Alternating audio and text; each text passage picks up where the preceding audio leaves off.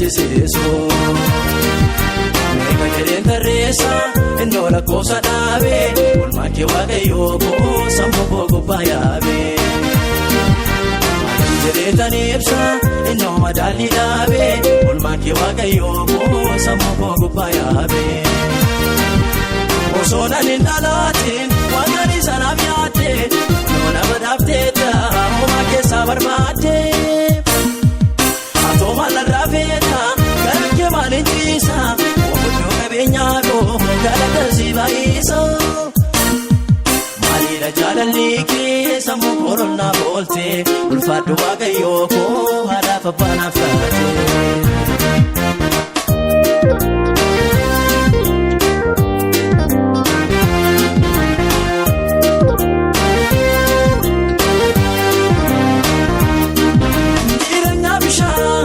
Kan gadi gatamee sira kagooftaa koo inni na ugeesse natti dabalamee. Si keessatti dargee naatoo simboo gaarii jireenya abdii guutuu inni na tolchee namatti na dabalee barruun kee ulfaatu. Abdii koo naaf taate taadha hoof gaachana koo sirratti gatadheera yaaddoo eebbira koo. Maqaa kee amanaadhee baay'ee deemee galaa gaaddisni kee gooftaa koo golga gaarii caalaa.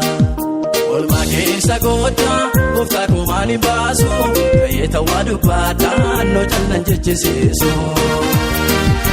Meeqa jedheen tarreessa innoo lakkoosa dhaabee olmaa kee waaqayyoo koo sammuu koo gubbaa yaabee. Maalin jedhee tan ibsa innoo madaalii dhaabee olmaa kee waaqayyoo koo sammuu koo gubbaa yaabee. Osoo naliin dhalaatiin waaqaan isanaaf yaadde noona badhaafteetta homaa keessaa barbaadde. Atoo maalarraa feeta gara kee maaliin ciisa obbodoo qabeenyaa koo galata si baay'isa. Maaliidha jaalalli kee sammuu koronaa boolte ulfaadhu waaqayyoo koo haadhaaf abbaanaaf taate.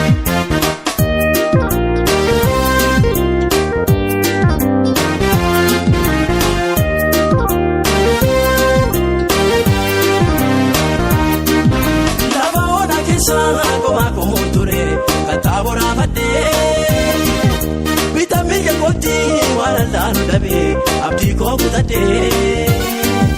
Gaafa muddamaa koo manatti nan dhaabannee hiriyyaan tokkollee osoo hin dhalatiin yaadan waan na qabdeef gooftaan sin nolaalee. Balballi kee gooftaa koo narratti banamee sagaleen na jabeessu si biraan argamee. Na dammaqse dubbiin kee lafaa ol na kaasee ayyaanni kee rakkoo koo na irraanfachiisee. Olmaa keessa goota gooftaa koo maaliin baasu ka'ee ta'aa dubbaadhaa annoo callaan jechisiisu. Meeqa jedheen tarreessa innoo lakkoosa dhaabee olmaa kee waaqayyoo koo sammuu koo gubbaa yaabee. Maalin jedhee tan ibsa innoo madaalii dhaabee olmaa kee waaqayyoo koo sammuu koo gubbaa yaabee. Osoo naliin dhalaatiin waaqaan isanaaf yaadde noona badhaafteetta homaa keessaa barbaadde. Atoo maalarraa feeta gara kee maaliin ciisa obbodoo qabeenyaa koo galata si baay'isa. Maaliidha jaalalli kee sammuu koronaa boolte ulfaadhu waaqayyoo koo haadhaaf abbaanaaf taate.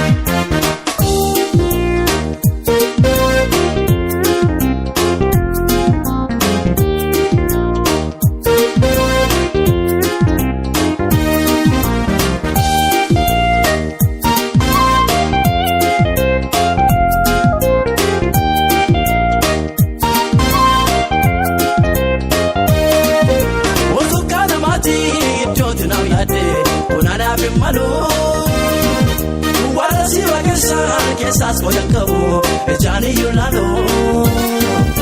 Harki kee tulloota waraana golganii waraana irraa dhiigee. Boonna gaadhi fagoo keessa mul'anne keessaas hin argee. Kafaana aanee ittiin maramee waalamee si Ejjetuun irraa tarsaasee waaqarraan ergame kennaa waan hundaa caalu naaf laattee taate maqaa koos katabdee galmee waaqarraatti. Olmaa keessa goota gooftaa koo maaliin baasu kayyeetan waa dubbaadhaan no jallan jechisiisu.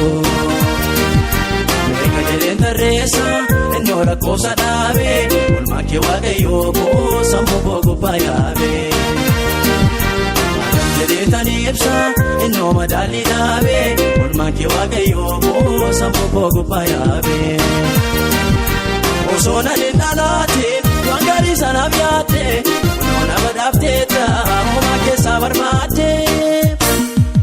Haatoo maallarraa feeta garan kee maaliin ciisa omuddoo qabeenyaa koo gara dalsii baay'isa.